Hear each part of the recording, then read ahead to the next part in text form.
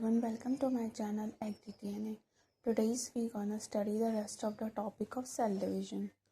Basically cell division जो होते हैं वो दो divisions में divided होते हैं. एक होता है हम लोग का इंटरफेस और दूसरा होता है एमफेस. यानी माइटोसिस में ही कई बार हम लोग माइटोसिस में भी इंटरफेस प्रोफेस एनाफेस ऐसा पढ़ते हैं. But basically for better understanding we classify as interphase and M phase. Interphase होता है सबसे लॉन्गेस्ट फेज होता है और इसमें जो मतलब माइटोसिस में जाने के लिए सेल खुद को प्रिपेयर करता है, तो इसलिए इसको प्रेपरेटरी फेज भी कहते हैं, जिसके अंदर हम लोग पढ़ते हैं G1, S और G2 फेज. G1 फेज जो होता है वो RNA प्लस प्रोटीन सिंथेसिस में करता है. ये सबसे लॉन्गेस्ट स्टेज होता है. S फेज जो होता है वो उसको हम सिंथेसिस फेज कहते हैं, जिसमें DNA, क्रोमोसोम, हिस्टोन, प्रोटीन ये सब का फॉर्मेशन होता है. G2 फेज को भी हम लोग RNA प्लस प्रोटीन मतलब सेल डिवीजन में जाने से पहले, माइटोसिस में जाने से पहले कुछ एंजाइम्स, कुछ प्रोटीन की ज़रूरत होती है, उसका ये फॉर्मेशन करता है. ओके. और ये जो माइटोटिक फेज़ हम लोग कहते हैं, जिसको एम फेज़ कहते हैं, और उसके अंदर हम लोग माइटोसिस और मियोसिस पढ़ते हैं, जिसके अंदर प्रोफेज, मेटाफेज, एनाफेज, टीलोफेज होता है. इनको लर्न करने के लिए हम लोग इसको याद करते हैं पीमैट. ये करेक्ट सीक्वेंस है. ये सीक्वेंस बहुत इम्पॉर्टेंट होता है, इसलिए ये बहुत ज़रूरी होता है. इसको सीक्वेंस से याद करना. प्रोफेज सबसे पहला होता है, फिर मेटाफेज होता है, फिर एनाफेज होता है, फिर टीलोफेज होता है, जिसमें से प्रोफेज जो होता है वो सबसे लॉन्गेस्ट फेज होता है एम फेज का, और जो एनाफेज होता है वो सबसे शॉर्टेस्ट फेज होता है. ओके. तो फिर आप हम पढ़ेंगे कि एक्चुअली ये ऐसे वर्क कैसे करता है. पहले हम लोग देखेंगे डीएनए बनता है. ठीक. डीएनए के बाद फिर न्यूक्लियर डिवीज़न होता है, उसके बाद साइटोप्लाज्मिक डिवीज़न होता है. तो जब डीएनए सिंथेसिस हो रहा है तो उस फेज़ को हम क्या कह रहे हैं, इंटरफेस कह रहे हैं, जो कि मोस्टली एस फेज़ में डीएनए की सिंथेसिस होती है. फिर न्यूक्लियर डिवीज़न किसको कह रहे हैं, एम फेज़ को, यानी माइटोसिस और मियोसिस, क्योंकि उसी में न्यूक्लियस के डिवीजन्स होते हैं. फिर साइटोप्लाज्मिक फेज़ होगा जब साइटोप्लाज्म अलग होके दो सेल्स में डिवाइड हो जाएगा. ठीक. तो अब हम पढ़ेंगे इंटरफेस के बारे में. इंटरफेस होता क्या है.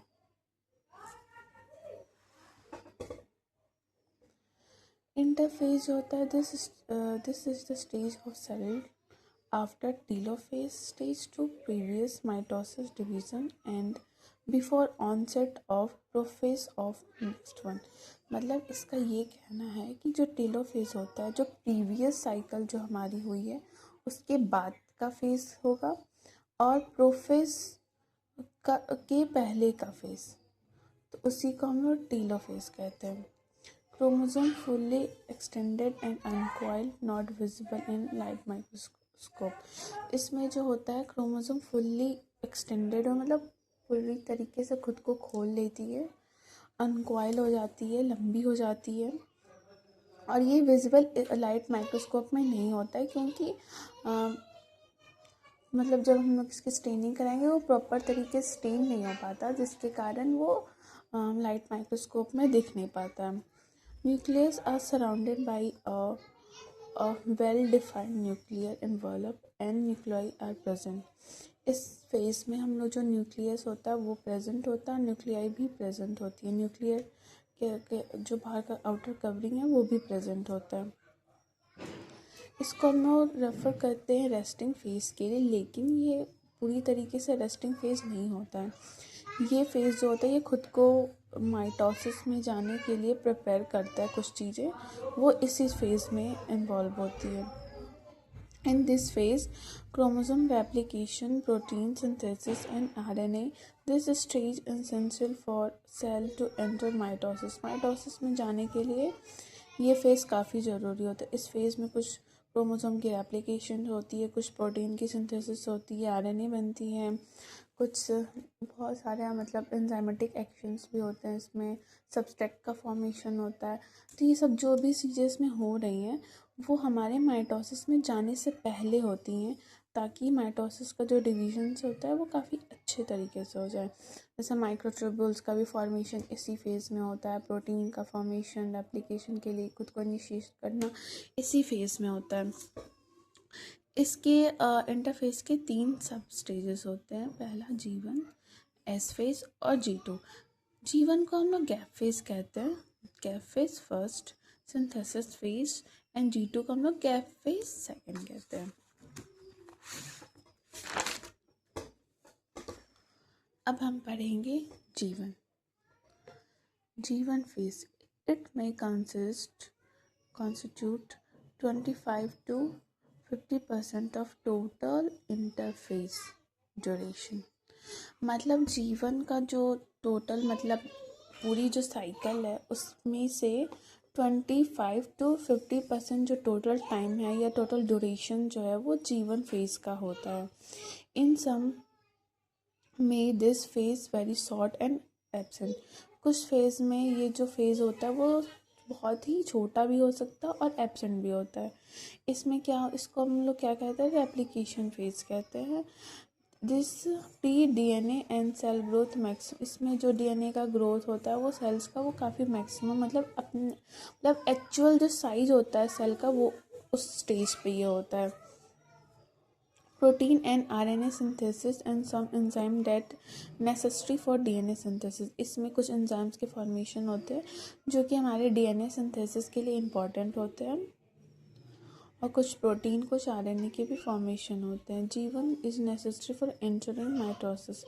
जी इसलिए ज़रूरी है क्योंकि ये माइटोसिस में जाने से पहले खुद को प्रिपेयर करता है, खुद को पूरी तरीके से मतलब एक प्रॉपर जो सेल होता है वो इसी फेज़ में हो जाता है।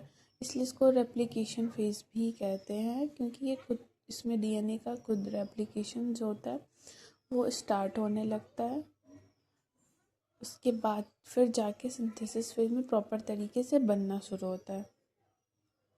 एस फेज, इसको हम लोग सिंथेसिस फेज कहते हैं। Chromosome and RNA replication synthesis of histone protein, इसमें क्रोमोसोम आरएनए का रेप्लिकेशन होता है और सिंथेसिस होता है हिस्टोन प्रोटीन का। हिस्टोन प्रोटीन वही जो डीएनए को बाइंड करता है, उसके बाद फिर क्रोमोसोम का फॉर्मेशन में हेल्प करता है। हिस्टोन प्रोटीन भी काफ़ी टाइप के होते हैं, H1 मतलब वो सब बाद में पढ़ेंगे। This chromosome consist of single chromatids during telophase and G1। Etch chromosome consist single chromatids during telophase, इसका कहना मतलब इच क्रोमोसोम के अंदर कंसिस्ट होता है सिंगल क्रोमेटिड्स ड्यूरिंग टेलोफेज, मतलब ऐसे वाला। This leads to production of two chromatids and sister chromatids from the single chromatids of each chromosome. इसके बाद ये प्रोडक्शन होता है, प्रोड्यूस करता है 2 क्रोमेटिड्स और जो कि सिस्टर क्रोमेटिड्स कहते हैं, मतलब दोनों सेम होते हैं, from the single chromatid. This occupied 35 to 40% of time. ये एस फेज जो है वो हमारा 35 से 45% टाइम को कंज्यूम करता है या ड्यूरेशन का होता है। The DNA segment undergoes replication and called replicon, मतलब जो डीएनए रेप्लिकेशन के अंदर जाती है उसको हम लोग रेप्लिकॉन कहते हैं। बैक्टीरिया में जो इंटायर जो क्रोमोसोम होता है वो रेप्लिकेट होता है, उसको हम लोग सिंगल रेप्लिकॉन कहते हैं। सिंगल बार में मतलब एक ही मतलब हमारे पास बहुत सारे डीएनए होता है, बट बैक्टीरिया के अंदर जो होता है वो एक ही टाइप मतलब एक ही क्रोमोसोम समझ लीजिए, या फिर एक ही डीएनए ऐसे पूरा जो उसको प्लाज्मिड या कुछ भी कहेंगे, तो वो पूरा एक ही बार में, तो उसको एक सिंगल रेप्लिकॉन कहेंगे। बट हमारे अंदर काफ़ी सारे हैं तो हम लोग मल्टीपल रेप्लिकॉन कहेंगे। और जहाँ रेप्लिकेशन शुरू होता है उसको हम लोग ORI कहते हैं, यानी ओरिजिन ऑफ रेप्लिकेशन, जहाँ से रेप्लिकेशन खुद को इनिशिएट करता है। G2 फेज द टाइम, इसका टाइम का 1 से 4 घंटे लग जाता है, बट समटाइम्स इस टेक 12 घंटे भी ले सकता है। And this and some living, जिसके अंदर ये फेज़ होता भी नहीं है, और RNA, DNA, प्रोटीन, माइक्रोट्यूब्यूल्स इसी फेज़ में बनते हैं, और mRNA राइबोसोम प्रोड्यूस भी इसी फेज़ में होता है। ये पूरा एक वो है सर्कल, जिसमें हम लोग देख रहे हैं कि G1 जो है वो 12 घंटा ले रहा है, S जो है 16 घंटा, और G2 है, इसमें प्रोटीन और RNA सिंथेसिस हो रहा है। G2 में भी प्रोटीन RNA सिंथेसिस हो रहा है, इसमें DNA सिंथेसिस हो रहा है। और M जो है वो 1 घंटे का होता है, जिसमें क्रोमोसोम के मूवमेंट्स होते हैं और क्रोमोसोम खुद को डिवाइड करता है। और उसके बाद फिर ये प्रोफेज, एनाफेज, मेटाफेज, टीलोफेज, ये सब क्या है, माइटोटिक फेज के अंदर आता है। माइटोटिक फेज क्या होता है, ये सोमैटिक टिश्यूज़ में होती हैं। न्यूक्लियर एंड साइटोप्लाज्म इसमें डिवाइड होता है, और 2 जेनेटिकल आइडेंटिकल सेल्स का फॉर्मेशन होता है। अब हम पढ़ेंगे माइटोसिस क्या होता है। Mitosis cell division was describe by Fleming. सबसे पहले इस फ्लेमिंग ने दिया था 1879 में, और ये जो टर्म दिए थे उन्होंने 1882 में दिया था। In mitosis 2 chromatids of each chromosome separated and move to opposite pole. मतलब कि जो क्रोमोसोम है वो एक दूसरे के अपोजिट पोल्स पे चले जाते हैं। रिजल्ट क्या होता है, 2 डॉटर न्यूक्लियाई का फॉर्मेशन होता है, कॉन्टेन सेम नंबर और same kind of chromosome present होते हैं।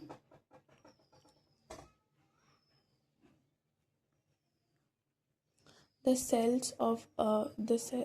cell in reproductive tissue undergoes mitosis up to just prior to meiotic division.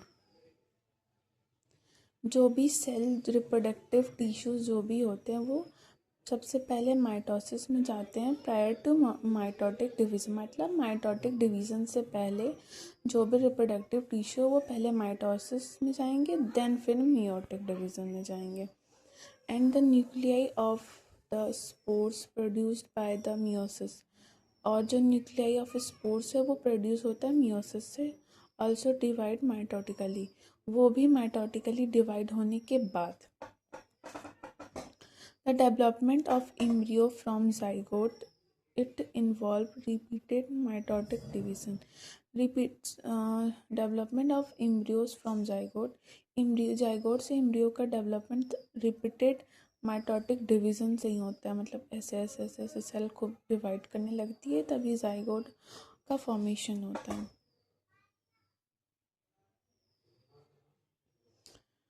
मतलब ये उसके बाद जाइगोट का फॉर्मेशन और एम्ब्रियो का फॉर्मेशन माइटोटिक डिवीज़न से ही होता है, क्योंकि माइटोटिक डिवीज़न के अंदर खासियत होती है वो खुद को ऐसे खूब सारे फॉर्मेशन में बनाते हैं, और वो सेम नंबर होगा। अगर 2n है तो 2n ही होगा।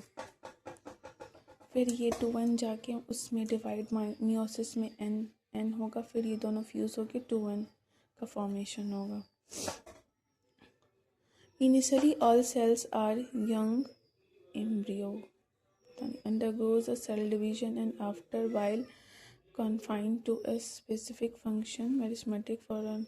पहले जो अंडरगो द सेल डिवीजन, मतलब जो भी अंडरगो सेल डिवीजन होता है वो पहले एक तरीके से डिवाइड होगा, उसके बाद फिर कॉन्फाइनली, मतलब फिर अपने अपने जो उनका मकसद है, जो उनका काम है, वो फिर फर्दर उसके लिए डिवाइड होंगे। जैसे meristematic for root and tissue के लिए, मतलब अपने स्पेसिफिक फंक्शंस के लिए जो डिविजन्स हो रहे हैं वो भी माइटोसिस के ही थ्रू हो रहे हैं।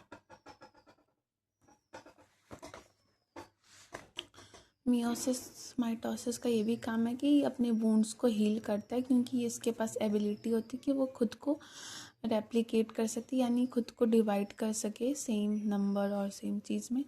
तो ये वुंड्स को भी करता है, रिप्लेसमेंट ऑफ डैमेज ऑर्गन में भी हेल्प करता है, in both plant and animal के लिए बेस्ड ऑन इसका इंपॉर्टेंस क्या, mitosis are grow of organism and regenerate of damage tissue. Mitosis जो होता है वो ऑर्गन्स के ग्रोथ में या फिर ऑर्गेनिज्म के ग्रोथ में और रीजनरेशन ऑफ डैमेज टिश्यू में हेल्प करता है। The production of large number of cells में हेल्प करता है। Regular and continuous replacement of some old tissues, example gut epithelial and blood. मतलब जो ओल्ड टिश्यू है वो रेगुलरली उसको प्रोडक्शन ऑफ न्यू ऑर्गन्स यानी रूट सूट ब्रांचेस प्लांट में, production of progenies identical to parent through asexual reproduction, in plant production of male and female gametes through mitosis in micro and megaspore respectively। ये सारे इम्पॉर्टेंट्स हैं।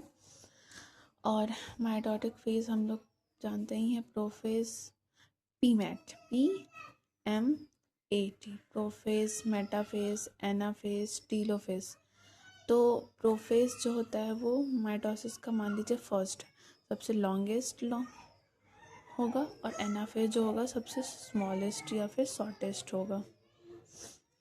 Prophase में होता है वो अब हम आगे पढ़ेंगे। इसमें भी काफ़ी होता है, क्रोमोसोम की प्लेटिंग कैसी होगी, प्लेटोनिक, काफ़ी कुछ है इसमें।